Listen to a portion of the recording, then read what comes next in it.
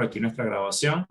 Estamos grabando entonces, como les comentaba, hablar de diversas situaciones en el contexto deportivo, en el contexto no deportivo, cómo se realiza o cómo es el tema del entrenamiento propioceptivo como tal.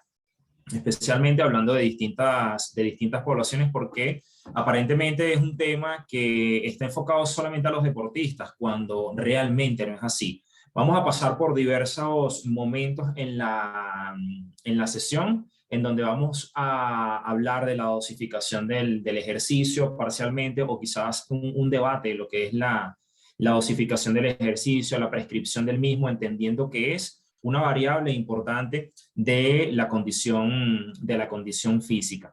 Bien, redefinir un poco los conceptos que manejamos, porque los conceptos finalmente están establecidos, están plasmados en la literatura, en los estudios de investigación, y lo que es necesario tratar de aclarar y la forma en cómo se utilizan estos términos para tratar de redefinir qué es el entrenamiento propioceptivo, porque pareciera ser que, como se los comenté anteriormente, que es un tipo de, es una palabra que se utiliza como sinónimo para diversas situaciones. Si nosotros hablamos del entrenamiento propioceptivo, lo primero en lo primero que pensamos es en sujetos o personas realizando trabajos en apoyo unipodal, en apoyo bipodal, pero sobre alguna superficie inestable. Y cuando se habla de superficies inestables, se pueden mencionar de muchísimos tipos, pero teniendo de manera muy puntual, considerando lo que son las superficies de tipo BOSU,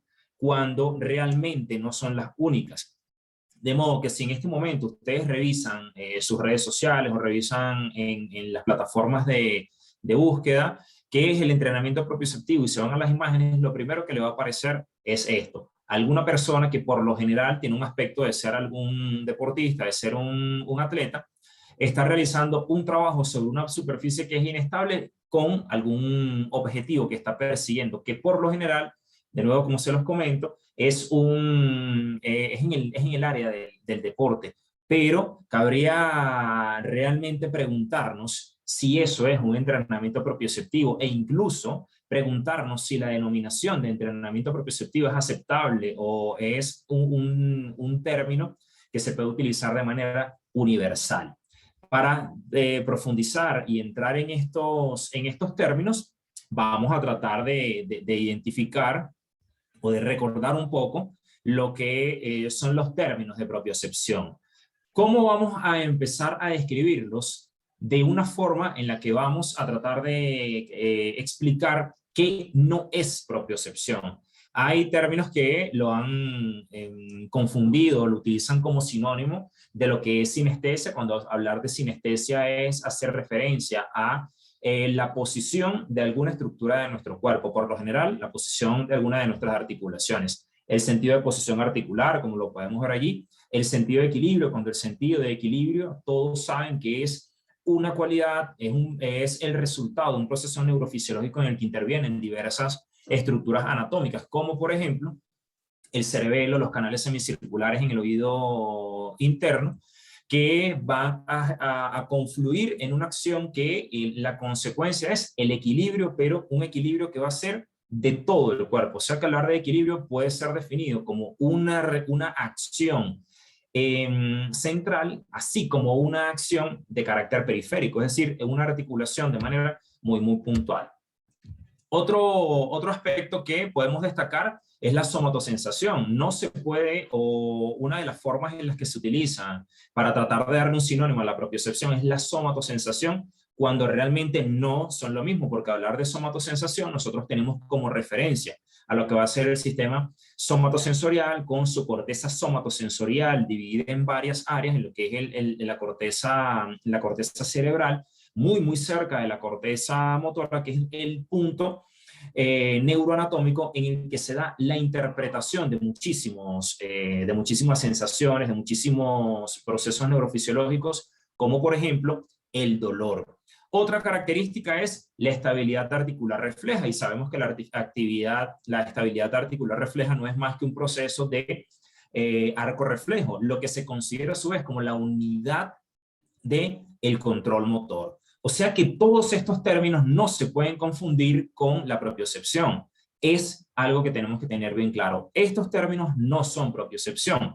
Para hablar de propiocepción, nosotros tenemos que remontarnos un poco en la historia a los trabajos de Sir Charles Sherrington, que en 1906 fue ganador del premio Nobel por muchísimos trabajos, pero además de eso, por haber identificado, entre otras situaciones, un montón de procesos neurofisiológicos, pero entre ellos lo que viene siendo la sensación corporal o la sensación de diversas o diversos procesos o diversas manifestaciones que se daban en nuestro cuerpo. Incluso en el momento en el que Sherrington identificaba o definía lo que era la propiocepción, incluía aspectos como por ejemplo el dolor, aspectos como por ejemplo sensaciones térmicas, y dentro de esas sensaciones térmicas, la ubicación de muchísimas estructuras en nuestro cuerpo. Podemos remontarnos también a este estudio de investigación en el que nos mencionan que la propiocepción es un proceso complejo en el que necesariamente existe una información aferente que provoca una respuesta muscular eferente. Ahí estamos hablando de dos situaciones. Estamos hablando de una puerta de entrada que sirve como la transmisión de un impulso, de un estímulo, y que ese estímulo va a tener un centro de integración, que posterior a esa integración vamos a tener una respuesta neuromuscular. Es decir, estamos hablando de un proceso totalmente integrado en el que contempla estímulo, integración, respuesta. Luego de eso, se destaca algo que es originado a su vez en diferentes niveles del sistema nervioso central. Existen dos niveles de propiocepción, a lo que se conoce como un nivel consciente o voluntario y el nivel inconsciente o reflejo. Este último es uno de los más importantes a los que nosotros tenemos que prestar atención, porque si hablamos un poco de lo que es el control motor y las teorías de control motor, se habla que todo movimiento, antes de instaurarse como una acción refleja, tiene que pasar por diversos procesos. Tiene que ser primero consciente, para que después, con base en la repetición, se genere un engrama de movimiento o un engrama de diversas acciones neuromusculares que se apliquen en un futuro de forma refleja. De modo que hablar de entrenamiento propioceptivo es una secuencia de pasos en donde nosotros vamos a incidir a nivel del sistema nervioso central, el sistema nervioso tanto periférico como central, en unas adaptaciones que son irreversibles. La única forma que pueda existir una reversibilidad es que exista alguna enfermedad del sistema nervioso en el que todas esas adaptaciones se borren y todos esos recuerdos se vayan a borrar. Entonces, hablar de propiocepción no es más que identificar la forma en cómo va actuando y cómo se interpretan diversos estímulos a nivel de nuestro cuerpo. Ahí van a incluir, obviamente, algunos aspectos articulares, algunos aspectos a nivel musculoesquelético, algunos aspectos a nivel de la piel, entre otros sistemas. ¿Perdón? Bien. El sistema somatosensorial, cada vez que nosotros hablamos de propiocepción, tenemos que mencionar al sistema somatosensorial. De hecho, acabamos de ver que somatosensación no es igual que propiocepción. Somatosensación es todo una función del sistema nervioso en el que interpreta o en el que capta muchos estímulos, en donde van a destacar tres niveles de somatosensación. El primer nivel es uno de los niveles de protección o uno de los niveles de supervivencia más importantes que tiene el ser humano, como es el caso de las aferencias nociceptivas. Bien, vamos a tener entonces en el primer nivel, el nivel al dolor. En el segundo nivel, al sistema termorreceptor con todos sus receptores ubicados a nivel de la dermis, como por ejemplo, o algunos de los que podemos destacar son los corpúsculos de Ruffini, que los corpúsculos de Ruffini tienen diversas manifestaciones o áreas en las que estos participan. Uno de ellos es el área de la termorrecepción. Ruffini principalmente para altas temperaturas, Krauss para bajas temperaturas.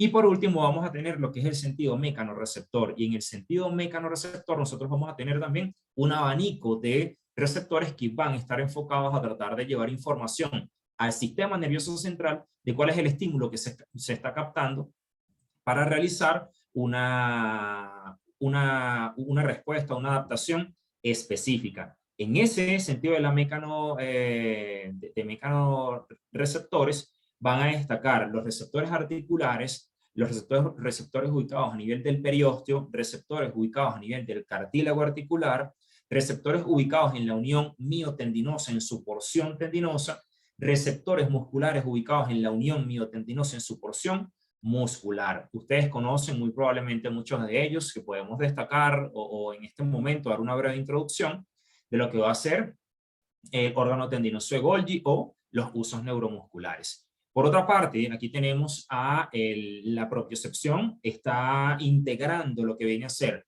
sensaciones de posición, principalmente articular, y control neuromuscular. De manera que estamos hablando de un sentido de posición articular, músculo-esquelético, incluyendo también elementos tendinosos y aponeuróticos. Es decir, el nivel de tensión que puede derivar de compresiones o el nivel de tensión derivado de aumento en la longitud de manera brusca. Por otra parte, tenemos el control neuromuscular, pero ahí ya va a existir una respuesta refleja en lo que tiene que ver con activaciones de fibras, de motoneuronas gamma para lo que va a ser el control neuromuscular. Eso básicamente va a ser un proceso de reflejo. Eso es lo que se conoce como propiocepción. Entonces tenemos de este momento, desde este punto, lo que va a ser la propiocepción, aferencias propioceptivas y estímulos o respuestas neuromusculares. Ahí podemos hablar de diversas formas en las que se realiza una activación, que vamos a ver que existe una propiocepción de manera estática, una propiocepción de manera dinámica, que ellas van a tener características especiales. Ahí podemos ver la propiocepción estática proporciona información sobre la posición de una parte del cuerpo respecto a otra, para saber cómo tenemos colocada una pierna sin necesidad de mirarla, como por ejemplo. ¿Bien? Y una propiocepción dinámica que ya tiene que ver más con acciones en donde nosotros estamos movilizando nuestro centro de gravedad, es decir, realizamos movilizaciones que pueden ser en línea recta o generar algún cambio de dirección.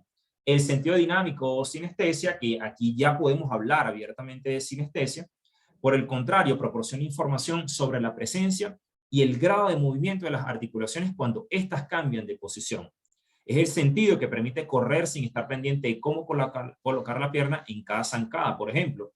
De allí vienen muchos procesos importantes cuando vamos a hablar de prescripción del ejercicio de propioceptivo, que va a ser un ejercicio que puede tener diversas variaciones o progresiones. Si realizamos un ejercicio con ojos abiertos, un ejercicio con ojos cerrados, pero con un aumento en la base de sustentación. Esto está fundamentado en lo que viene a hacer esta teoría. Y finalmente, el control neuromuscular, que lo podemos ver aquí en su definición, que hace referencia a la respuesta anticipatoria o inmediata de los músculos de alrededor de una articulación para mantener la congruencia articular de la misma. Todas las articulaciones de nuestro cuerpo van a poseer estabilidad de dos características. Por una parte, un sistema que en teoría pudiese definirse como un sistema inerte, porque es un sistema que no está conformado por células contráctiles. En este caso estamos hablando de cápsulas fibrosas, de ligamentos y de otros elementos que estén alrededor de la periferia de la articulación, que podemos considerar en ese aspecto a lo que va a ser membranas de tejido conectivo, aponeurosis, dependiendo del segmento articular que estemos hablando. O sea que todo eso va a representar un sistema de estabilización pasiva y un sistema de estabilización activa que vamos a estar considerando lo que es el sistema muscular. Y este sistema muscular, hay músculos especializados en realizar o en generar estabilizaciones de las articulaciones. Por poner un ejemplo muy sencillo, hablar de la articulación femorotibial, de la rodilla, particularmente la femorotibial, va a estar estabilizada de manera muy importante por los músculos isquiosurales, específicamente por el músculo semitendinoso y por el músculo semimembranoso.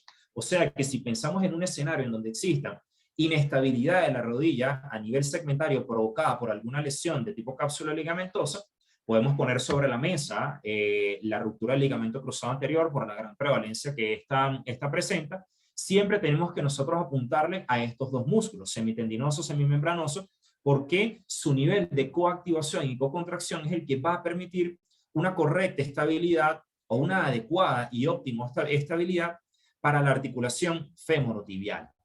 O sea que siempre tenemos que pensar en que este sistema, en que la propiocepción va a depender, aparte de todo el espectro del sistema nervioso, va a tener estructuras anatómicas puntuales que van a ser la consecuencia de esa actividad neurofisiológica, estabilidad pasiva y estabilidad activa, por otro lado.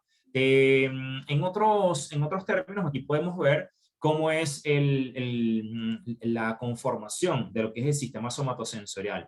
El sistema somatosensorial se puede decir que está conformado por 3 niveles distintos, en donde vamos a interpretar estímulos táctiles que pueden ser presión, vibración, tacto, entre otros. Podemos ver además lo que viene a ser con aspectos nociceptivos y termorreguladores, y en donde vamos a ver otros elementos que tienen que ver propiamente con movimiento articular, con sinestesia, con tensión de los tejidos que están circundantes a una articulación.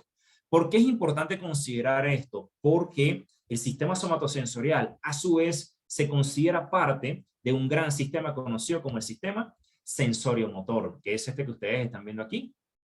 Podemos verlo, el sistema sensorio-motor, que va a estar conformado por lo que va a ser el sistema vestibular, el sistema visual y el sistema somatosensorial. Esos van a ser los 3 grandes subsistemas a través de los cuales nosotros generamos todas las adaptaciones a través de un proceso de feedback o retroalimentación, o a través de un proceso de feed forward o adaptabilidad. Es decir, que tiene que ver, o que es una interacción constante y está generando una comparación, y que en otro punto va a generar un aprendizaje de lo que es el sistema de movimiento. Vean ustedes cómo participa el sistema vestibular, el sistema visual y el sistema somatosensorial. En este momento, nosotros podemos decir incluso que realizar un programa de ejercicios propioceptivos, incluir algunos aspectos del sistema vestibular, dentro de esos aspectos del sistema vestibular, considerar muy bien la posición de la cabeza. Si está realizando movilizaciones en el plano sagital, movilizaciones en el plano frontal o movilizaciones en el plano coronal. ¿Por qué? Ellas van a producir van a generar estímulos que viajan directo hacia el cerebelo, estímulos que viajan directo hacia algunas regiones de los ganglios basales, que van a producir una respuesta magnificada y que con base a, un estímulo magnificado que con base a va a producir adaptaciones igual de magnificada, es decir, que va a ser directamente proporcional al estímulo. Si hablamos o si consideramos al sistema vestibular, tenemos que considerar de forma muy importante también al sistema visual. De hecho, vamos a ver algunos estudios en donde se considera cerrar algunos de los canales o de las rutas perceptivas, y ahí podemos jugar con cerrar o tratar de generar un obstáculo para este canal perceptual, como es la vista. Realizar ejercicios con los 2 ojos abiertos, realizar ejercicio con un ojo abierto y uno cerrado, realizar un ejercicio con los 2 ojos cerrados y generar modificaciones en la posición de la cabeza, y más importante aún, y es lógico imaginarlo, es realizar modificaciones en la base de sustentación.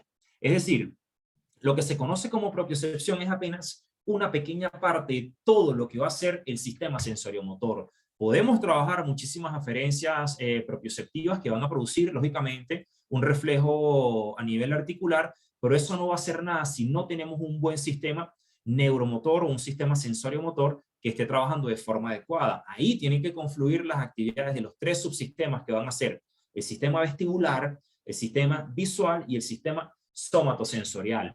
Hay algunas áreas de estudio, algunas vertientes de investigación en donde consideran un cuarto captor postural que tiene que ver con, quizás no directamente, pero a lo mejor se puede considerar un subcaptor, que es la articulación temporomandibular. Esto por la gran relación que tiene con algunos elementos de la base y del apoyo de la cabeza, en lo que es los elementos ortostáticos de la cabeza, por la cercanía que tiene también con los canales semicirculares y otros aspectos que tienen que ver con la postura de manera generalizada. O sea que si nosotros hablamos y contemplamos todo este escenario, ya ustedes se están dando cuenta que hablar de un entrenamiento propioceptivo a veces como que se queda corto en función de lo que realmente debemos lograr, que es un entrenamiento para todo el sistema sensoriomotor. Es tratar de generar En palabras, no sé si serán sencillas o en palabras que sean complejas, un bombardeo de información hacia el sistema nervioso central en el caso de que éste esté adaptado y esté en condiciones de soportarlo, para tratar de generar respuestas escalonadas y que sean respuestas enfocadas a realizar una correcta adaptación de la postura y un mejor desempeño desde un punto de vista neurofisiológico. Bien, aquí podemos ver un breve resumen. El sistema nervioso central obtiene la información necesaria para controlar los movimientos de nuestro cuerpo desde 3 subsistemas. El sistema somatosensorial, en donde va a destacar lo que es la propiocepción, el sistema vestibular y el sistema visual. Entonces, ya desde el día de hoy tiene que modificarse todo esto de pensar de que el entrenamiento propioceptivo es simplemente realizar un trabajo sobre una superficie inestable en forma unipodal o forma bipodal. Es algo que va más allá de eso realmente. Aquí podemos ver de manera muy general lo que van a ser las distintas clasificaciones de los receptores que tenemos. Aquí destacar a las terminaciones nerviosas de tipo 1, que son los corpúsculos de Ruffini. Las estructuras anatómicas en las que este se encuentra es a nivel cápsulo-ligamentoso. De hecho, se han realizado estudios de histoquímica en donde se ha identificado que en el ser humano, en una de las regiones en las que más corpúsculos de este tipo existen es a nivel del ligamento y específicamente a nivel del ligamento cruzado anterior. Imagínense ustedes la importancia del ligamento cruzado anterior y de todo su proceso de rehabilitación, readaptación, en el que tenemos que involucrar muchísimo el control neuromuscular, porque es la alta concentración de receptores que se encuentran en este ligamento que lo que importa quizás no es recuperar la fuerza, que es importante, tan importante como es recuperar la capacidad de generar respuestas neuromusculares, es decir, que el input propioceptivo genere una acción neuromuscular a modo de reflejo para tratar de provocar una contención a nivel de la articulación. En segundo lugar, tenemos a los corpúsculos de Bater-Pachiri, que representan el segundo tipo de terminaciones nerviosas. Ellos se encuentran a nivel cápsulo ligamentoso y obedecen a estímulos de presión. De allí en adelante, otros receptores que ustedes conocen muy bien, como es el caso de las terminaciones, perdón, de los órganos tendinosos de Golgi, o mejor conocido como los receptores de Golgi-Mazzoni, que se encuentran en la unión miotendinosa, en la porción tendinosa, y que ellos van a obedecer a los cambios bruscos de tensión. ¿Cuáles son las otras regiones en donde podemos identificarlos? A nivel cápsulo ligamentoso no hay tanta proporción como a nivel tendinoso, pero existen. En las aponeurosis, particularmente, la aponeurosis del tríceps sural, la aponeurosis de la fascia lata y, en mayor medida, a nivel de la aponeurosis o de lo que viene siendo la fascia toracolumbar. Hay estudios importantes que han determinado que el número y la proporción de los receptores de los órganos tendinosos de Golgi a nivel de la fascia toracolumbar es excesiva, es decir, hay una gran cantidad de receptores a este nivel, razón por la cual esta es una zona, este es un tejido que se comporta como un estabilizador pasivo de la región lumbopélvica. También a nivel de la fascia, a nivel de aponeurosis y membranas de tejido conectivo, como por ejemplo la fascia plantar. Y finalmente, el uso neuromuscular, que es el receptor por excelencia, que el uso neuromuscular va a tener a su vez 2 tipos de subreceptores que van a ser los receptores en cadena nuclear y los receptores en bolsa. Ellos aquí obedecen a 2 tipos de estímulos: aumentos bruscos de tensión provocados por la contracción muscular mantenida en el tiempo y cambios bruscos de longitud.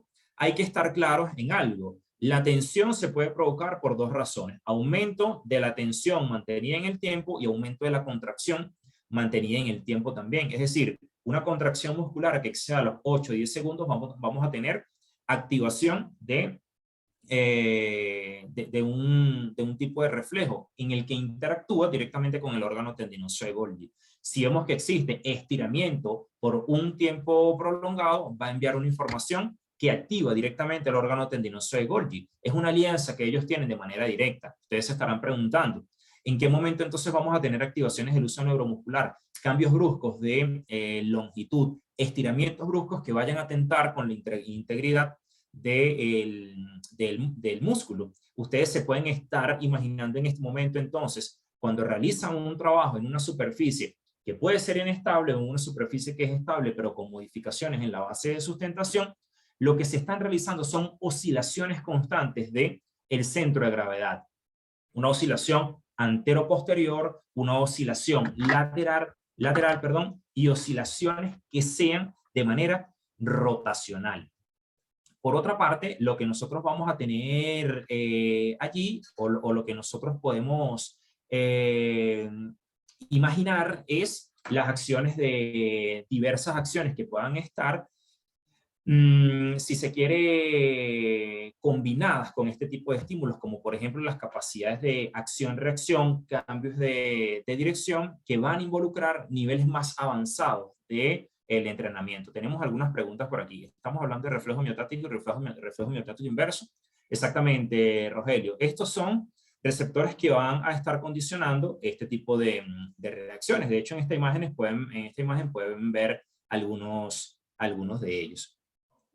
Ya una vez que hablamos de lo que son aspectos conceptuales, tenemos que explicar algunos aspectos del entrenamiento sensoriomotor. Uno de los objetivos de esta sesión es tratar de aclarar lo que es la terminología básica. Está bien, no está mal hablar de entrenamiento propioceptivo, pero lo adecuado es hablar de entrenamiento sensoriomotor, porque hablar de entrenamiento propioceptivo puede ser en unas primeras fases del proceso de rehabilitación, y hablar de entrenamiento sensoriomotor, estamos hablando de fases finales. Incluso podemos estar involucrando lo que tiene que ver con la fase de readaptación funcional. Recuerden, una cosa es rehabilitación, otra cosa es de readaptación. Hablar de una readaptación involucra los tres subsistemas del sistema sensoriomotor y la capacidad de generar acciones que estén, por así decirlo, al límite de las capacidades de las cargas mecánicas de todos estos tejidos, que por lo general ellas ocurren en el ejercicio físico. Aquí podemos ver algunas características del entrenamiento sensoriomotor. Fue identificado por uno de los fisioterapeutas que representan o que aportaron muchísimo para los avances de la fisioterapia, como fue Vladimir Janda, y el sistema de ejercicios conocidos como los ejercicios de Janda, y un sistema de valoración. Él observó que muchos de estos síndromes exhibían patrones característicos de desequilibrio muscular. ¿Cuáles síndromes? Los que estaban acompañados de dolor crónico. Por si no lo sabían, el dolor crónico genera alteraciones tanto a nivel periférico como a nivel central. Bien, y esas adaptaciones tienen consecuencias que son deleterias para lo que va a ser el control neuromuscular. Bien, Janda enfatizó la importancia de la propiocepción en el proceso de la rehabilitación, con el fin de restaurar los patrones normales de activación muscular y la estabilización reflexiva desde un punto de vista de reflejo. Desarrolló una progresión de ejercicios propioceptivos eficaces o específicas para pacientes con dolor musculoesquelético crónico. Hablar de entrenamiento propioceptivo es tratar de diseñar una estrategia que van a estar, nosotros la vamos a estar aplicando incluso en procesos agudos, porque mientras más agudo trabajemos esta función, menos van a ser la pérdida de control neuromuscular de esta región. Hay distintas modalidades y distintas progresiones del entrenamiento propioceptivo, en el que van desde estar tumbado en una camilla hasta realizar activaciones que incluyen cambios de dirección y acciones excéntricas. ¿Bien? El entrenamiento sensoriomotor eficaz es el control postural y los desafíos progresivos del sistema sensoriomotor para restaurar los programas motores normales en pacientes con dolor musculoesquelético crónico. Eso es algo que ya vimos y que básicamente viene a tratar de fortalecer el aspecto anterior. Y por último, los pacientes progresan a través de estática dinámica y fases funcionales utilizando herramientas de rehabilitación simple como tablas de equilibrio, almohadillas de espuma y bandas elásticas. Lógicamente ahí están omitiendo un montón de dispositivos, porque más adelante vamos a ver cuáles son los distintos dispositivos con los que se realiza un entrenamiento en una base inestable. ¿Ven? Otros aspectos a considerar, como lo vemos aquí, es el descrito en este estudio: el rol del sistema sensoriomotor en la estabilidad de la articulación durante las actividades deportivas. Siempre hay que considerar la estimulación del sistema neurosensorial, en donde vamos a tener estímulos o, sí, básicamente aferencias propioceptivas porque toda aferencia propioceptiva, si tenemos un sistema nervioso que está realizando una buena integración y una buena respuesta, vamos a garantizar que a través de toda la vía motora exista un correcto proceso neuromotor. ¿Bien? De hecho, ustedes pueden ver en las personas que tienen alteraciones del sistema nervioso central cómo su sistema sensorio-motor no funciona de manera adecuada. Y es lógico porque existe lesión en algunos de los elementos de la vía motora primaria, bien sea a nivel central o bien sea en su recorrido a nivel periférico. Aquí tenemos, por una parte, lo que van a ser los distintos tipos de que representan una base desestabilizadora o una base generadora de inestabilidad. Todos estos segmentos van a ser bases o superficies que van a provocar una inestabilidad, pero vamos a hablar de lo que viene siendo un dispositivo generador de inestabilidad o básicamente desestabilizador. Ellos se pueden clasificar en dos grandes grupos que son bases generadoras de inestabilidad desde la periferia o desde la base. Entonces tenemos aquí una base inestable, es aquel que se emplea para aumentar los requerimientos de estabilización activa, proporcionando un entorno inestable que potenciará la actividad propioceptiva y las demandas del control neuromuscular. Es decir, esto lo que viene a hacer es llevar a las aferencias propioceptivas a un nuevo nivel, pero esto no es la panacea. Lógicamente, para producir un trabajo muchísimo más efectivo desde un punto de vista sensorio-motor, hay que aplicar otras estrategias. Aquí se pueden destacar algunos elementos como es el caso de los balones Bobot o un Fitball, que dependiendo de la estructura que nosotros quisiéramos trabajar, ahí se van a realizar estímulos específicos. Por lo general, los balones Fitball están diseñados para realizar un entrenamiento de lo que es las extremidades superiores, el tren superior y lo que es la musculatura del core a nivel lumbopélvico, a nivel abdominal, a nivel de la articulación coxofemoral. De cierta medida también se pueden aplicar para articulaciones del miembro inferior, pero no en situaciones de carga, sino en situaciones que son tumbados. Tenemos otros que son almohadillas de espuma, como podemos ver estas dos que tenemos aquí, las bases que van a hacer los balancines de madera. Tenemos los BOSUS también, que son superficies generadoras de inestabilidad. Esta particularmente tiene una variable, es que se puede modificar y utilizar una superficie con base a los requerimientos que nosotros quisiéramos aplicar. Estos por un lado van a ser los discos, también discos desestabilizadores, que a diferencia de un BOSU tiene una superficie que es lisa y que es estable, por la cual no produce tanto estímulo como cuando ésta se voltea, a diferencia de un disco que tiene estas características que sí va a producir una inestabilidad en las distintas posiciones en las que se pueda colocar.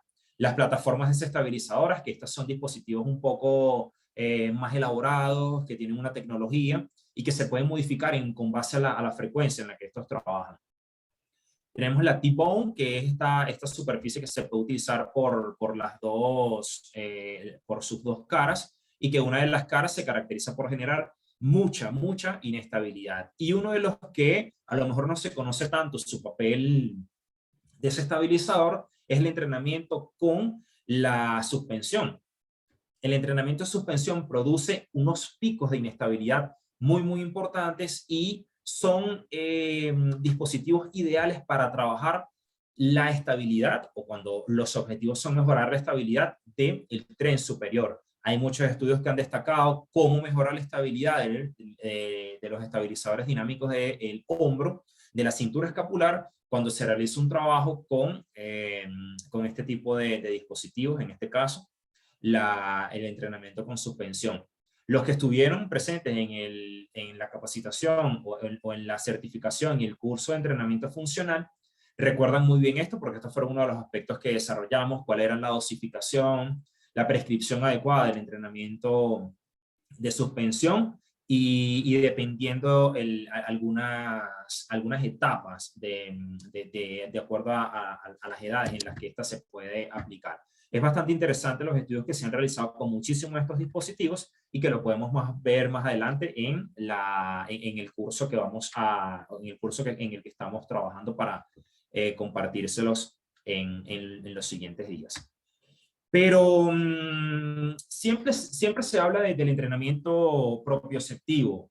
No se habla tanto del entrenamiento sensoriomotor. Realmente es la idea de este webinar, que ustedes puedan tratar de utilizar una nueva nomenclatura. No simplemente hablar de entrenamiento propioceptivo como lo que engloba a todas las funciones desde un punto de vista neuromuscular, sino como apenas una de las funciones del sistema sensoriomotor, o del sistema somatosensorial, perdón. Y que al mismo tiempo el sistema somatosensorial va a tener estímulos de 3 subsistemas que van a ser el somatosensorial, el visual y el sistema laberíntico a nivel vestibular. Bien, ¿qué aspectos son importantes o por qué nos detenemos en este punto? Porque vamos a hablar de lo que es la dosificación y la programación. Siempre que se habla de ejercicio físico, nosotros tenemos que pensar en este acrónimo establecido por el Colegio Americano de Medicina del Deporte y el cual nosotros tenemos que apegarnos. Es el principio FIT, que hace referencia a 4 variables que van a ser frecuencia, es decir, la frecuencia con la que se aplica un estímulo que va enfocado a generar adaptaciones a corto, mediano y largo plazo.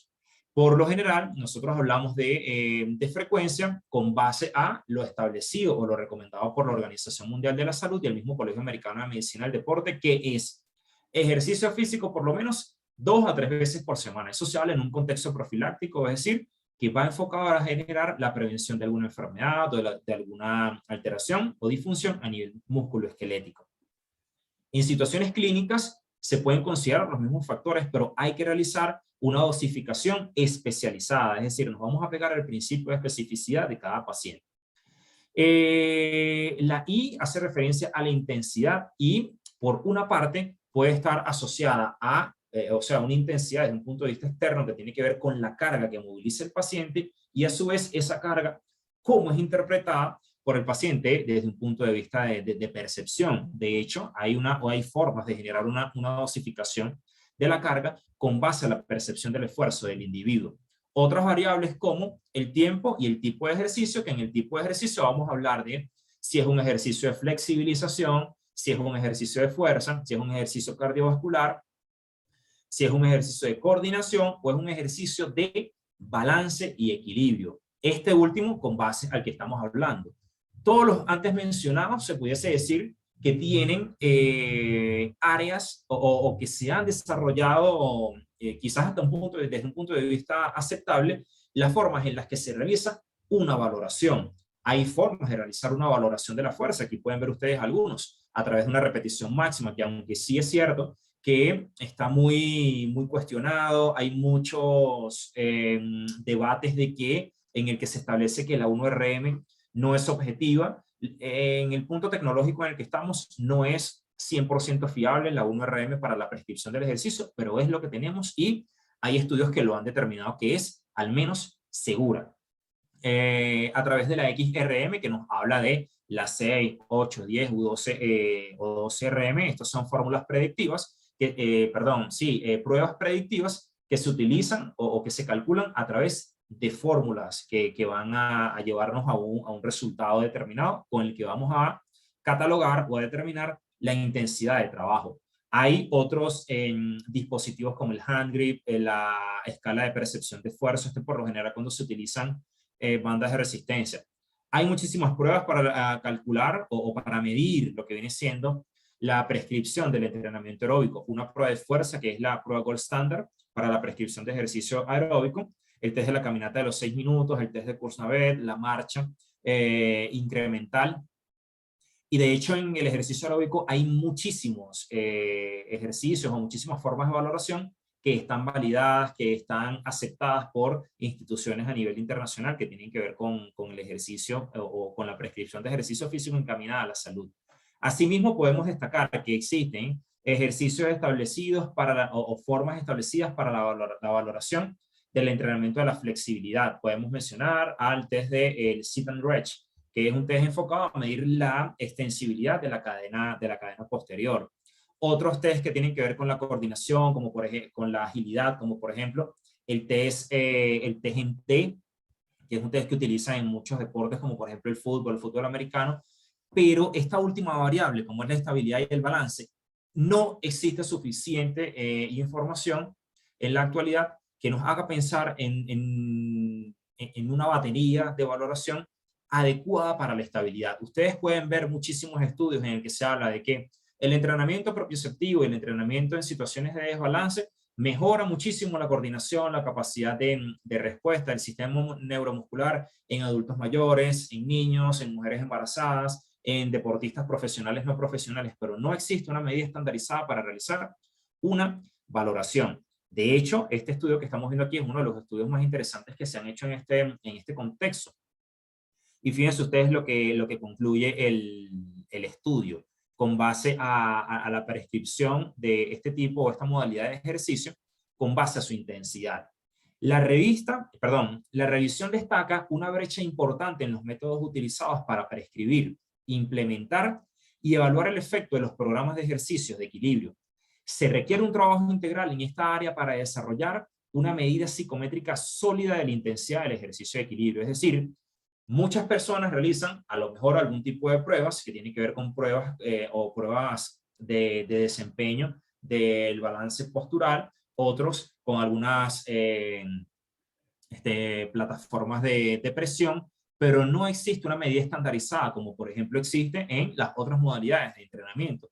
Es decir, realizar una prescripción del entrenamiento en situaciones de desbalance o básicamente el entrenamiento para estimular el sistema sensorio-motor está todavía poco clara. No existe un consenso establecido en el que diga se tiene que realizar estas pruebas para una valoración, se tiene que realizar este seguimiento para obtener estos resultados. En el adulto mayor pudiésemos decir que existen una batería de pruebas que es la prueba corta o lo que es conocido como el Short Physical Performance Battery, ¿bien?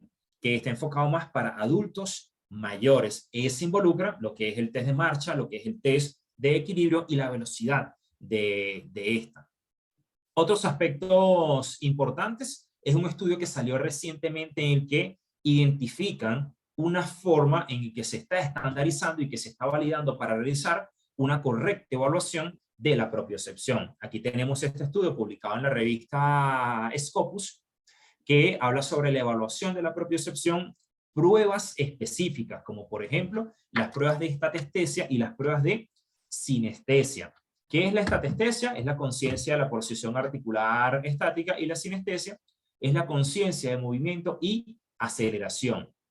¿A qué conclusiones se llegó en el estudio? En el que hay formas de realizar una valoración de la estatestesia, pero una de las que es más importante y es la que, en la que quiero profundizar es en la valoración de la sinestesia, es decir, ese factor o ese aspecto funcional en la que nosotros podemos valorar la propiocepción.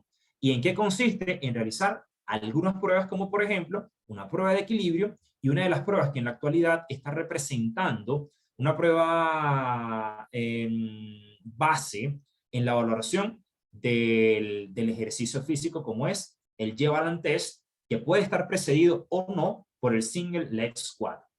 No son lo mismo, tienen una metodología muy similar, pero son pruebas que se tienen que realizar en momento o que tienen su propia metodología. El single leg squat simplemente se realiza con apoyo monopodal y la pierna que está en elevación, por así decirlo, tiene que ser la referencia, generar una flexión, una sentadilla tal que en el punto en el que el hallux de la pierna que está o que no esté en apoyo toque el piso. Ese es el sistema de referencia.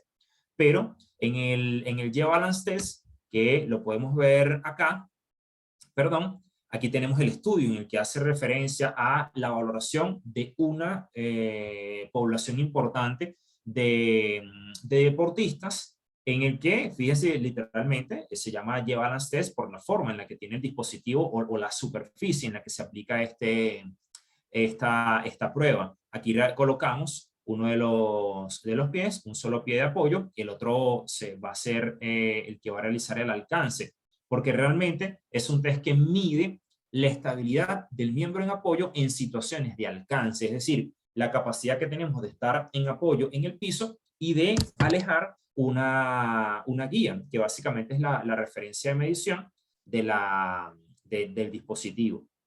Aquí tenemos una breve descripción en el que hace mención que el sujeto se coloca en la parte central de la Y, manteniendo el equilibrio con una de sus piernas, tratará de alcanzar lo más lejos posible con la otra en cada una de las tres ramas de la Y, porque tiene que realizar un movimiento anterior, un movimiento posteromedial y un movimiento lateral.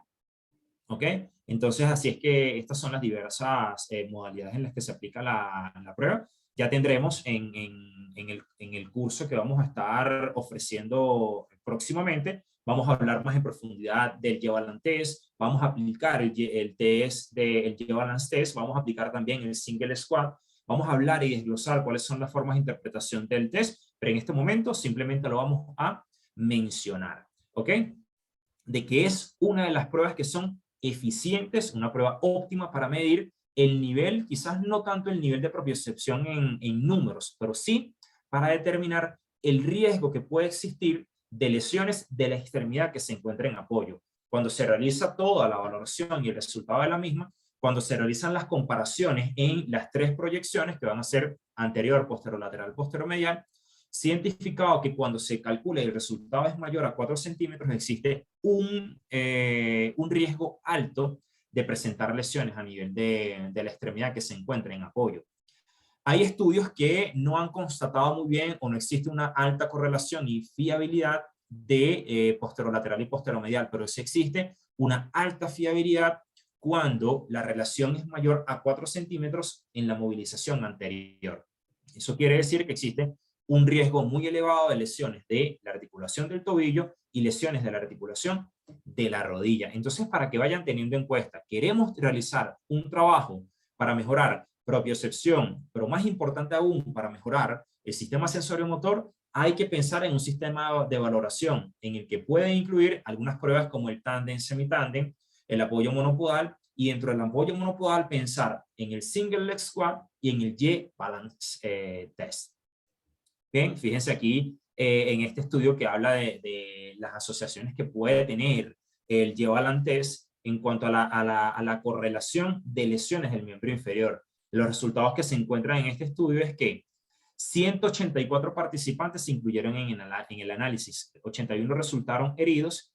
La curva determinaron la asimetría de mayor a 4 centímetros. Bien, conclusiones. La asimetría de la movilidad anterior mayores a 4 centímetros se asoció con un mayor riesgo de lesión sin contacto. ¿Qué quiere decir eso?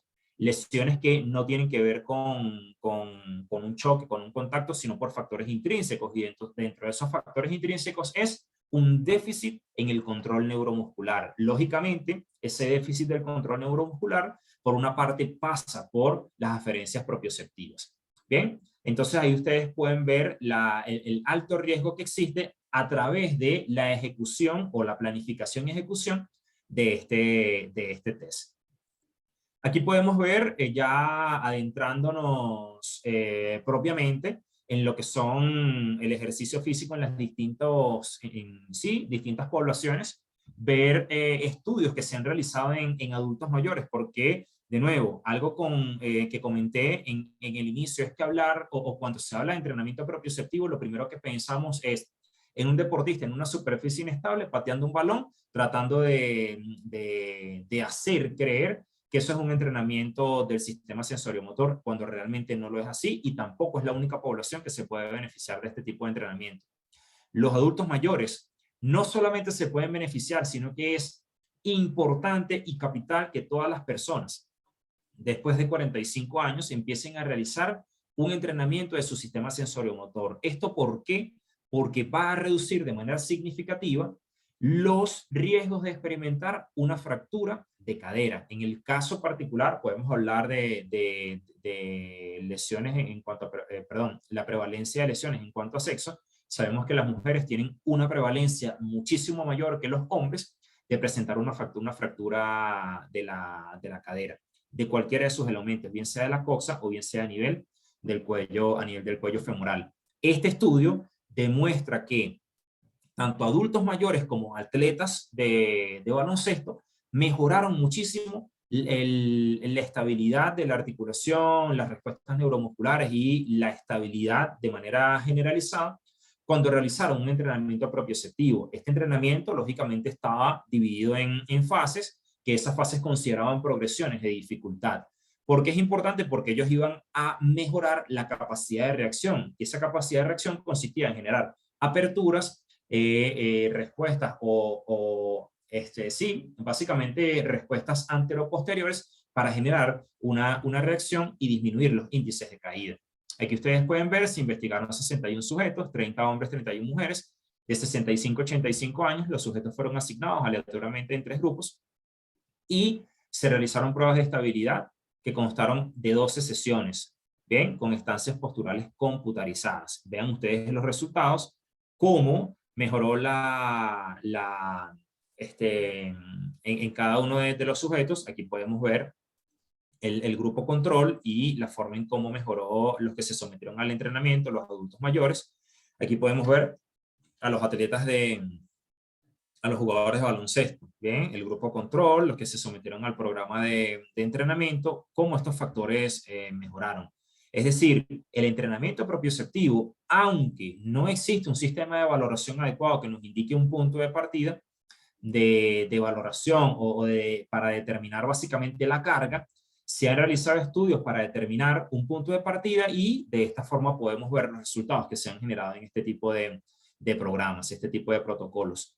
Aquí vemos que, a modo de conclusión del estudio, los resultados mostraron que diferentes niveles de control propioceptivo pueden activar, inhibir o minimizar la intervención estabilizadora de la visión. Los hallazgos sugieren que el entrenamiento propioceptivo puede ser un poderoso activador del control refinado, lo que permite una interacción más segura con el suelo y la mitigación de otros factores de riesgo. Dentro de esos factores de riesgo podemos mencionar 2. Para adultos mayores disminuye el riesgo de caída, para deportistas disminuye el riesgo de lesiones a nivel articular. Entonces, fíjense ustedes la importancia.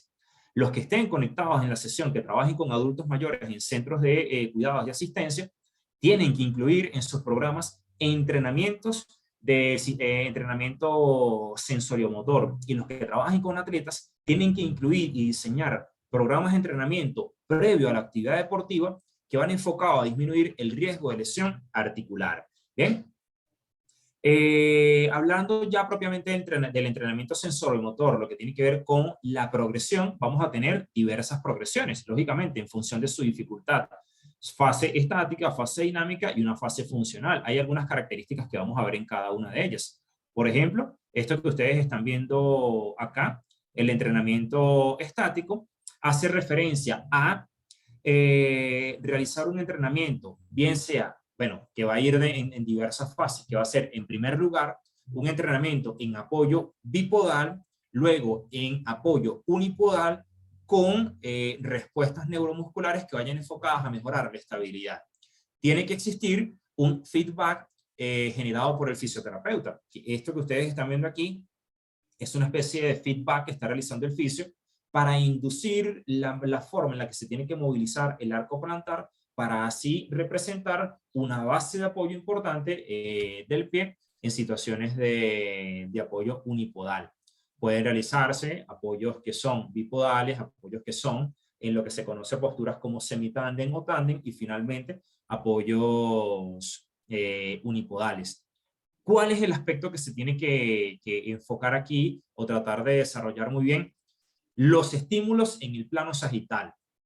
Bien, porque cuando nosotros hablamos del plano sagital, tenemos que pensar en toda la musculatura estabilizadora del complejo tobillo-pie, que casi toda esta musculatura enfocada a esta estabilización va a ser el tríceps sural y los músculos tibiales, que se encuentran en la parte posterior de la pierna. Es por eso grandes estímulos que se tienen que realizar en dirección antero-posterior. ¿Se pueden aplicar algunas superficies inestables?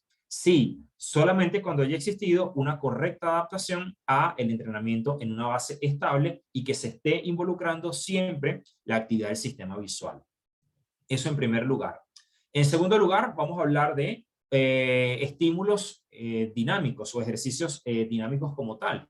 el paciente empieza a construir el movimiento desde una pelvis estable. Siempre se tiene que considerar los sistemas de estabilización que estén trabajando de una forma adecuada. En primer lugar, los apoyos sobre el piso, es decir, los pies, y en segundo lugar, el core, el sistema lumbopélvico y la forma en cómo se esté generando la acción para producir irradiación de fuerza. Si no existe una pelvis que esté fuerte y que tenga un muy buen control neuromuscular, vamos a tener que el paciente no va a ser capaz de generar una estabilización global del cuerpo. Bien, se tienen que realizar movimientos de miembros superiores e inferiores añadiendo resistencia gradual.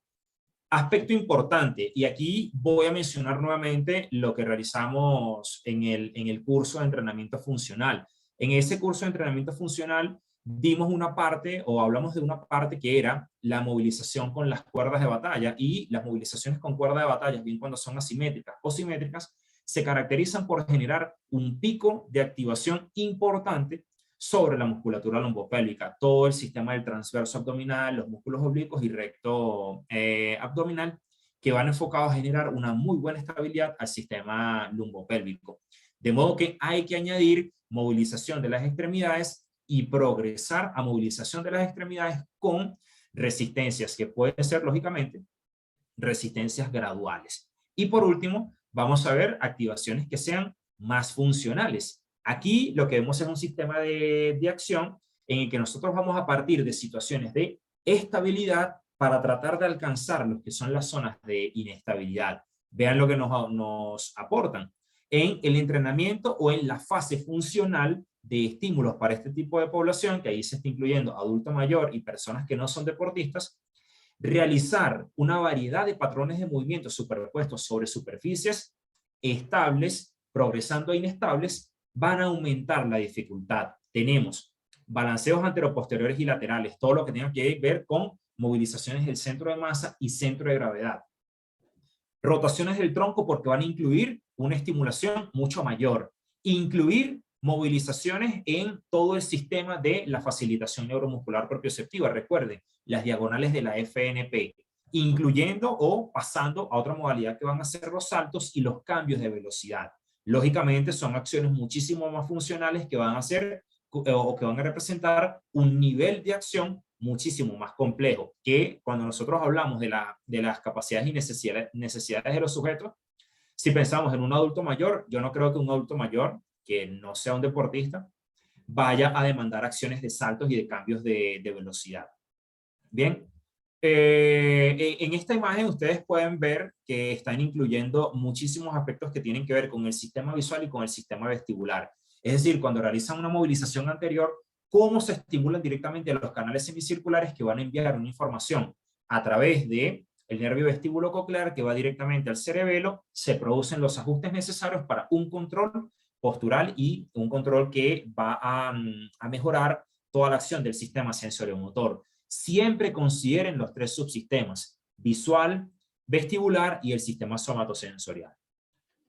Entrando ya en el aspecto deportivo, este estudio que está súper interesante, en el que nos hablan sobre la importancia del sistema sensoriomotor en la prevención. Voy a utilizar una palabra de la que tengo un poco de hate, de la prevención de lesiones articulares. ¿Y por qué hate? Porque yo no creo que las lesiones se puedan prevenir. Nosotros podemos disminuir el factor de riesgo para que aparezca una lesión, mas sin embargo no lo podemos prevenir, porque hablar de prevención está hablando como, o al menos así lo asimilo yo, como un factor que te está asegurando el hecho de que no va a aparecer una lesión, cuando realmente no es así, cuando realmente hay factores que son multidimensionales que van a producir una lesión, como por ejemplo las características y las condiciones del terreno, el contacto o no con otro atleta, y no son solamente aspectos intrínsecos. Hablar de aspectos intrínsecos, ya mencionamos que son la fuerza, que son la resistencia y la capacidad de los tejidos a ser sometidos a tensión, y las respuestas del sistema nervioso a o frente a lo que es toda los estímulos del sistema somatosensorial, y la respuesta en el espectro sensoriomotor. ¿Okay? Entonces, no soy un defensor de lo que es la prevención de la lesión. Sin embargo, vemos que con el entrenamiento en estímulos o con altos estímulos propioceptivos podemos mejorar muchísimo la respuesta neurofisiológica y disminuir el riesgo de lesiones. Aquí lo ven. La lesión articular se caracteriza en muchos casos por presentar un déficit propioceptivo, principalmente provocado por un déficit en el correcto funcionamiento de los mecanorreceptores periféricos, es decir, los que vimos anteriormente.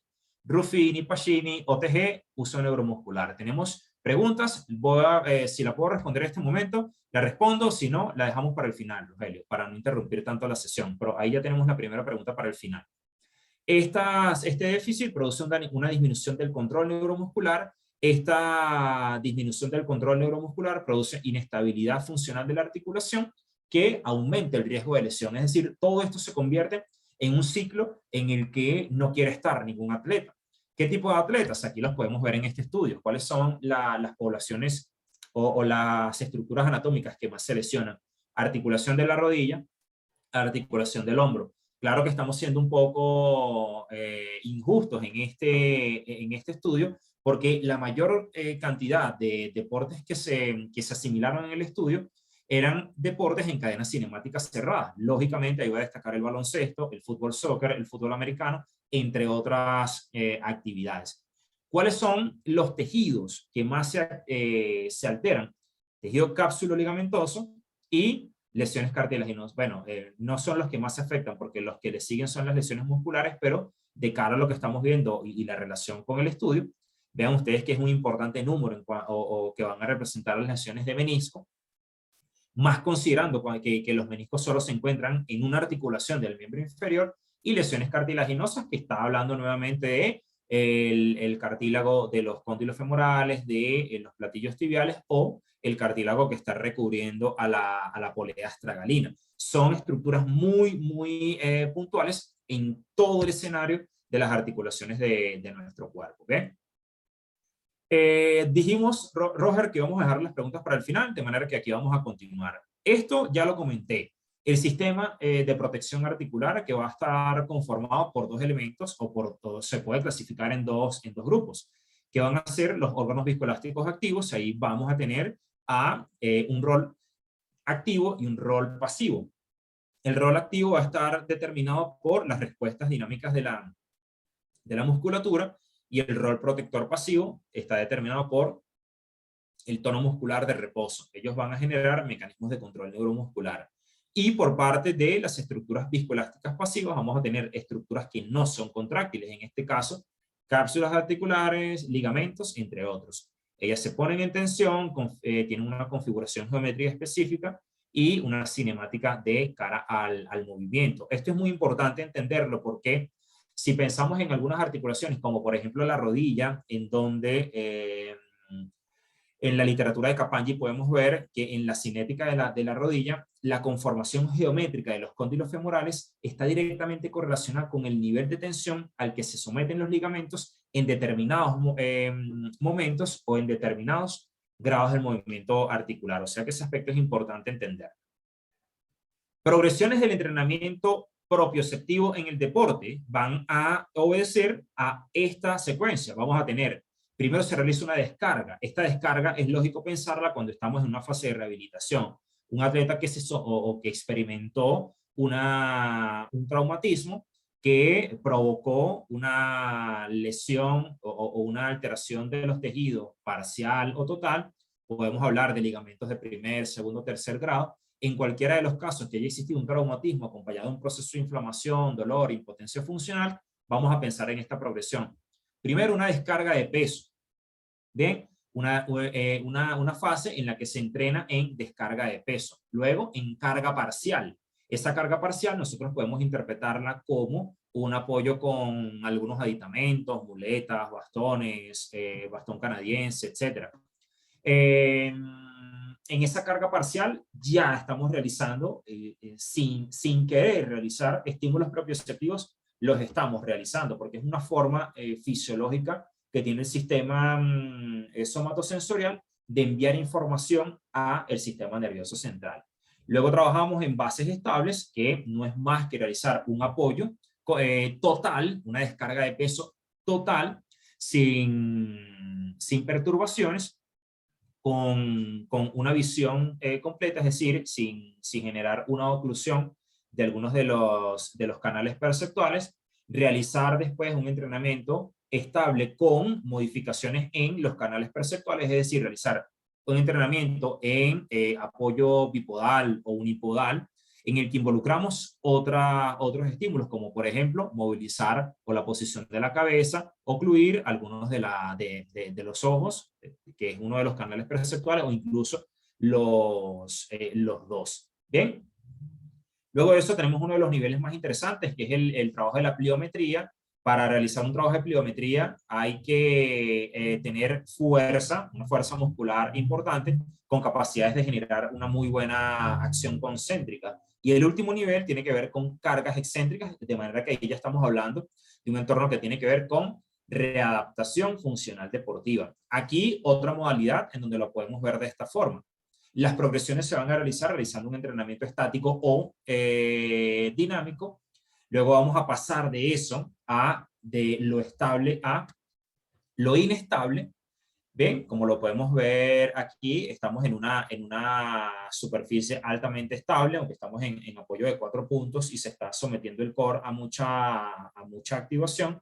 Pasamos luego a una estructura más que va a aportar inestabilidad, aunque no es la mayor inestabilidad, porque la mayor inestabilidad la vamos a ver cuando el apoyo pase a los miembros superiores. Ahí es el máximo nivel de inestabilidad. Es decir, la secuencia tiene que cumplir 3 características: de lo estático a lo dinámico, de lo estable a lo inestable y de lo sencillo a lo desafiante. Nosotros tenemos que tratar de seguir esos pasos. No podemos empezar de una vez con acciones desafiantes porque no se está cumpliendo ese sistema o esas fases de adaptabilidad del sistema nervioso a un estímulo específico. ¿Qué otros aspectos podemos considerar? Bueno, aquí un protocolo, si se quiere, que les comparto, de la progresión de cara al deporte. Vean ustedes cómo se empiezan a realizar las progresiones. Ahí se omitieron lo que va a ser la fase de descarga, lo que es la fase de apoyo parcial, de apoyo total. Ahí estamos en apoyo total de carácter unipodal, es decir, ya estamos aplicando mayor estrés, mayor complicación. ¿Cuál es la característica que tiene que imperar en este apoyo monopodal? Siempre empezar por oscilaciones anteroposteriores. ¿Por qué? Porque las oscilaciones anteroposteriores son las que van a generar mayor activación del sistema de estabilización activa del tobillo, que es el tríceps sural y los músculos tibiales, y el sistema de estabilización activa de la articulación de la rodilla, que es el semitendinoso, el semimembranoso y quizás en menor medida el bíceps femoral. Pero siempre tenemos que iniciar con proyecciones y oscilaciones del centro de gravedad de carácter antero-posterior. Veanlo aquí, la posición 1 es simplemente generar un apoyo unipodal con despegue de la extremidad. Luego pasamos a su transición o a su progresión, que es realizar movimientos a baja velocidad y a bajo rango de movimiento articular. Aquí estamos incluyendo solamente la articulación de la rodilla, es decir, se está realizando una flexión de la cadera, una extensión de la misma, sin incluir movimientos del brazo. Esto es importante porque si se incluyen movimientos del brazo, las oscilaciones y las inestabilidades van a ser mayores. Ahí estamos tratando de cuidar toda la integridad, toda la acción del core foot, del core, el lumbopélvico como tal, para progresar a un tercer movimiento, a un tercer ejercicio que va a producir mayores inestabilidades, como es una cadena con una palanca muchísimo más larga, que es incluyendo a la articulación de la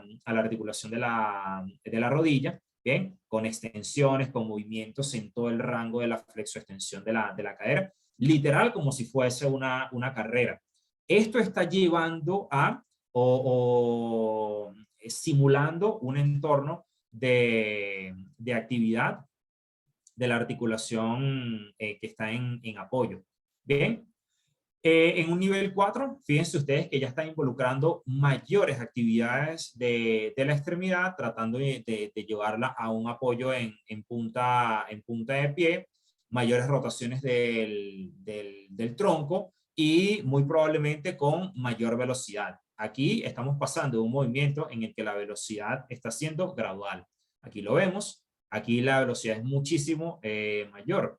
Y finalmente ya estamos viendo apoyos monopodales, pero en donde van involucrando mayor compromiso de las articulaciones que están en carga. Aquí se está trabajando la fuerza en fase excéntrica de la extremidad en apoyo, en este caso de los músculos de la rodilla y los músculos del tobillo, garantizando situaciones de estabilidad. ¿Ven? Y finalmente, lo que viene a hacer desestabilizaciones multidireccionales en donde realizamos desde un paso, desde una posición de estabilidad a un apoyo en una superficie que va a ser inestable. Anteriormente hablamos de todos los tipos de superficies inestables que existen. ¿Ven? Pero vean ustedes que es un ejercicio un poco más dinámico en el que se va pareciendo más a la actividad que va a realizar el atleta, el sujeto, y a las actividades o a los estímulos que va a demandar en la actividad funcional. Y luego vemos este tipo de acciones que ya son con desestabilizaciones multidireccionales. El test de la estrella, que viene a ser una modalidad del single leg squat, que vamos realizando movilizaciones anteriores, anterolaterales, anteromediales, posteriores, posteromediales, posterolaterales, y que básicamente van a tratar de involucrar las acciones que tienen que ver con soporte en el piso y estabilidad a nivel lumbopélvico. Bien, un estudio, este estudio es súper interesante porque habla del nivel de activación de acuerdo a la superficie inestable que se está utilizando. Se habla muchísimo del BOSU, se habla muchísimo del balancín, se habla de otros elementos que no les mostré, como por ejemplo el foam roller, que es un dispositivo que en algunos casos, y dependiendo del material, se utiliza para realizar o como dispositivo que genere desestabilización. ¿Ok?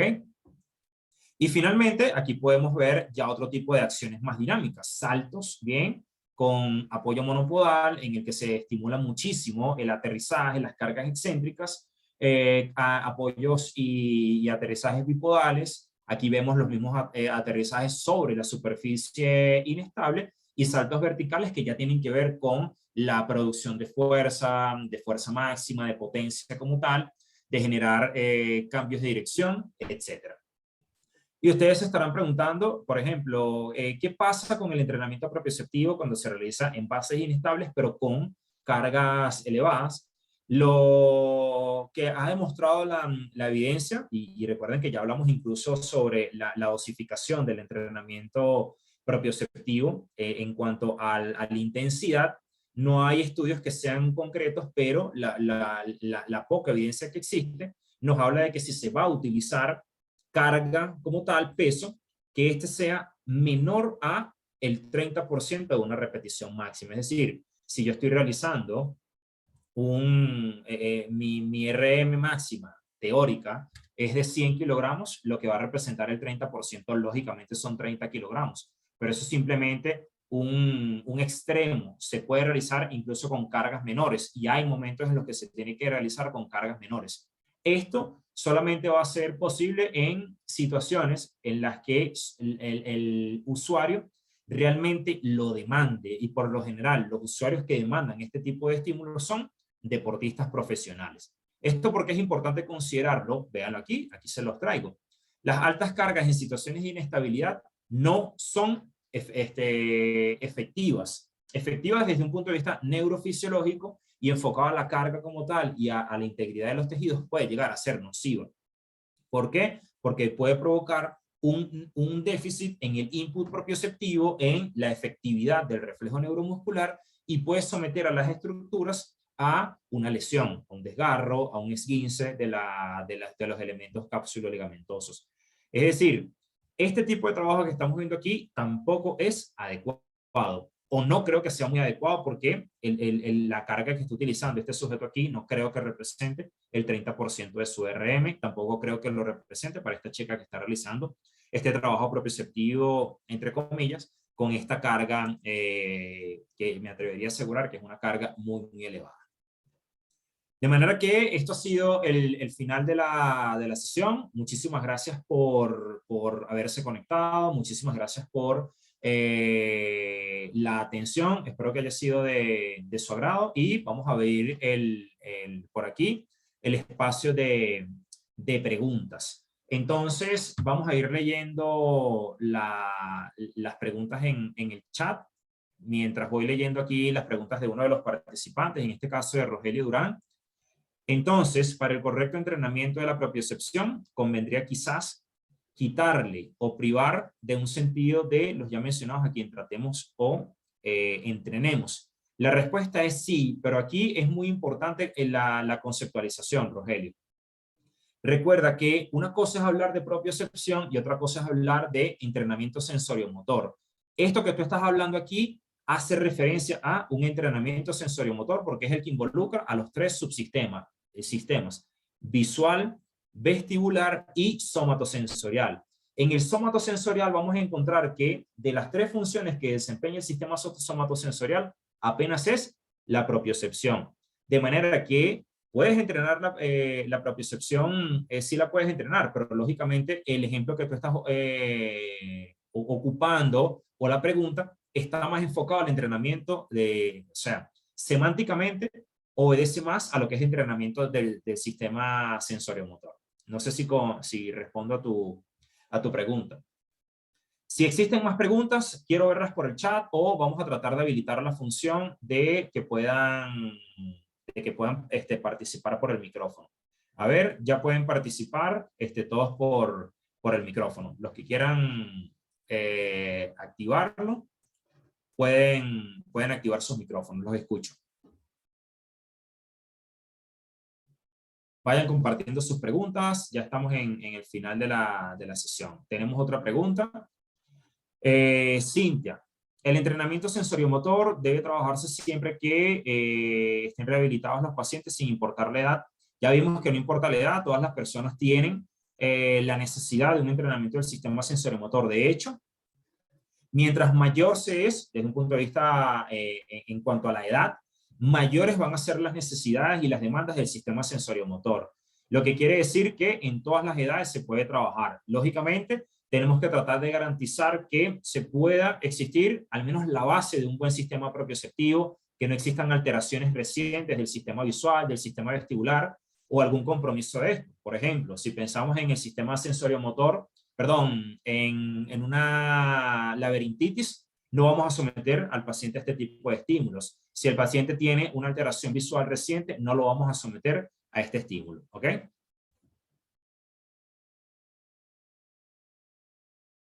Vamos con Ariadna. Para trabajar con atletas saltadores con inestabilidad en tobillo y rodillas, ¿será mejor un entrenamiento propioceptivo o un entrenamiento sensoriomotor? Excelente pregunta, Ariadna. Aquí lo ideal es entrenar o primero iniciar con un programa de entrenamiento propioceptivo para luego incluir otros aspectos que tienen que ver con el sistema sensoriomotor. Es decir, esa va a ser tu progresión. Enfocarte en todo el sistema propioceptivo, en todas sus modalidades, en ausencia de carga, en carga bipodal, en carga bipodal, en carga parcial con poca estabilidad, después con inestabilidad, para después pasar a incluir otros sistemas que son el sistema visual y el sistema vestibular. Me van comentando por el chat si las preguntas quedan resueltas, señores, mientras voy respondiendo otras preguntas. Sí, Cintia, gracias a ti por la pregunta. Samantha nos pregunta, ¿el entrenamiento sensoriomotor debe trabajarse en la etapa de la readaptación después de una lesión? Puede trabajarse incluso en la fase de la rehabilitación, pero si estamos hablando de alguna lesión del miembro inferior o de lo que son las articulaciones en carga, que no exista dolor, ¿bien? Y que no exista inflamación. De esa es una forma en la que podemos tener mejores respuestas. ¿Por qué? Porque el dolor y la inflamación generan a su vez un retardo en la respuesta del sistema neuromuscular. Es decir, si estás trabajando este tipo de estímulos en la presencia de dolor o de inflamación, va a existir una alteración en el input propioceptivo, en las respuestas neuromusculares. ¿Ven? Samantha pregunta, mostraba una imagen donde el fisio apoyaba al paciente a nivel del tobillo con la caída del navicular. ¿Ese sería más propioceptivo? Sí, ese es un entrenamiento propioceptivo porque básicamente lo que estamos es estimulando las acciones y el feedback propioceptivo del paciente. Con nuestras manos estamos generando un feedback de cómo las articulaciones tienen que estar en un momento determinado. Muy bien, muy bien. Hay más preguntas. A ver, tenemos, ya le respondimos a Samantha, vamos con Angélica. Buenas noches. ¿Hay algunas contraindicaciones sobre los ejercicios de propiocepción, además del dolor y la inflamación? Sí, hay contraindicaciones que van a ser contraindicaciones relativas. Por lo general, estas contraindicaciones van a ser cuando existan alteraciones del sistema somatosensorial, básicamente de aferencias. ¿En qué tipo de situaciones? Enfermedades que involucran alteraciones periféricas, como por ejemplo la diabetes en estadios avanzados, es una contraindicación parcial, porque en la polineuropatía diabética los pacientes tienen un déficit propioceptivo importantísimo. En los adultos mayores con un compromiso importante del sistema somatosensorial, también existe una contraindicación relativa. ¿Eso qué quiere decir? Que se pueden realizar adaptaciones del programa de entrenamiento. Es decir, vamos a diseñar un programa de entrenamiento que se adapte a las capacidades y necesidades de cada uno de nuestros pacientes, ¿ok? Bien, vamos a ver, Ari, los injertos que sustituyen ligamentos se tratan de la misma manera o alguna especificación, no, se trata de la misma manera. En los injertos no hay mayores complicaciones. Lo que nosotros tenemos que tratar de respetar en los injertos son los tiempos de modificación o los tiempos de reparación tisular. Cuando hablamos de un injerto a nivel del tobillo, ese injerto, perdón, de la rodilla, ese injerto por lo general se hace de semitendinoso o semimembranoso y él experimenta una transformación en el que su estructura está diseñada para tolerar carga proveniente de un tejido contráctil para pasar a ser un sistema de estabilización de estructuras que son óseas. O sea que hay que tener un periodo en el que se respeten, en el que se vaya respetando cada fase, para el entrenamiento va a ser exactamente el mismo. Bien, tenemos una pregunta de Jorge. ¿Hay algún estándar en cuanto a tiempo en donde el paciente tendría que generar una adaptación a un entrenamiento, ya sea propioceptivo o sensoriomotor? Es una muy buena pregunta, Jorge. Aunque todas las personas van a tener su capacidad de adaptación, hay estudios que han demostrado que hay cambios significativos a partir de programas que se han diseñado con base a 6 semanas. Es decir, a partir de 6 semanas ya hay cambios que son significativos en cuanto a las respuestas propioceptivas y el sistema sensoriomotor. Raúl, ¿se podría usar una progresión o a terrenos irregulares, es decir, pasto, arena, empedrado, posterior realizar y utilizar diferentes bases inestables? Sí, pero yo creería que sería una regresión. Yo utilizaría primero pasto o este tipo de terrenos, pasto, arena y empedrados, antes de ir a una base inestable. Porque si realizamos una comparación, la base inestable va a generar una demanda aferente muy, muy elevada. Si piensas en algunos deportes como el voleibol de playa, como el fútbol de playa, podemos pensar en realizar caminatas en este tipo de terrenos, caminatas con cambio de dirección, antes de someterlo al estrés de una base inestable. Bien. Y por último, vamos con Juan Carlos. ¿Qué pasa con las personas hiperlaxas y la propiocepción? ¿Qué tanto puede ser alterada? Las personas que tienen hiperlaxitud tienen una adaptación neurofisiológica para provocar también una respuesta que se asocie con esto. Lo vemos en el caso de las bailarinas de ballet, lo vemos en el caso de danza contemporánea, las gimnastas que tienen una hiperlaxitud que se provocan. Hay algunos casos en los que es una hiperlaxitud provocada como adaptación y que tienen mayor riesgo de lesiones, pero ahí tienen que realizar programas de entrenamiento de fuerza. Bien, Juan Carlos, ellos tienen un sistema neurofisiológico que responde a ese tipo de acciones, pero tienen que estar acompañados con un programa de entrenamiento de fuerza muy, muy, muy importante, ¿ok?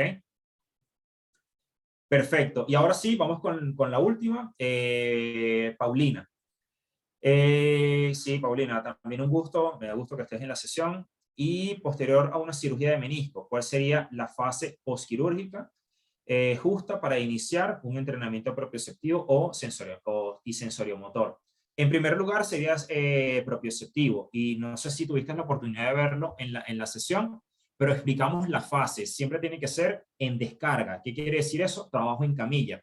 Todo trabajo que involucre movilización de la articulación es un trabajo que está provocando activación del sistema propioceptivo, está estimulando a los receptores articulares, a los receptores cápsulo-ligamentosos, y eso va a ir generando cada vez más una adaptación. Cuando tú nos hablas de fases postquirúrgicas, de nuevo, lo mismo que pasó con la pregunta de las plastias de ligamentos, y yo puse como ejemplo la del ligamento cruzado anterior, hay que respetar los periodos de reparación tisular, 4, 6, 8, 10, 12 semanas, dependiendo de la complicación o dependiendo del tejido que fue sometido a la lesión. Allí nosotros nos tenemos que enfocar más bien es a los tiempos de reparación. Los tiempos de reparación, nosotros no nos vamos a inventar nuevos tiempos. Hay tiempos que son establecidos para la inflamación y tiempos que son establecidos para la reparación de cada uno de los tejidos. Ahí nosotros tenemos que pensar en fases de reparación, de remodelación a nivel celular. ¿Ok? Y esas han sido todas las preguntas, señores. Sin más que agregar, voy a compartirles por aquí. No se vayan a desconectar. Les estamos compartiendo por allí una breve encuesta que antes de que se desconecten, les pedimos que por favor puedan finalizarla. Esperamos que haya sido de su agrado, esperamos que el tema haya cumplido con todas con todas sus expectativas, y les estaremos compartiendo en los próximos días, o les estaremos extendiendo una invitación a participar en nuestros próximos cursos, que van a tener una modalidad mixta, una modalidad online para las personas que nos están viendo desde otros países, incluso desde otros estados de la República, y esas personas van a tener la posibilidad de ir a la parte o a la fase presencial de los cursos que vamos a estar diseñando. Sin más que agregar, un abrazo para todos, esperando que estén muy bien y que haya sido de su agrado una vez más. Feliz noche para todos.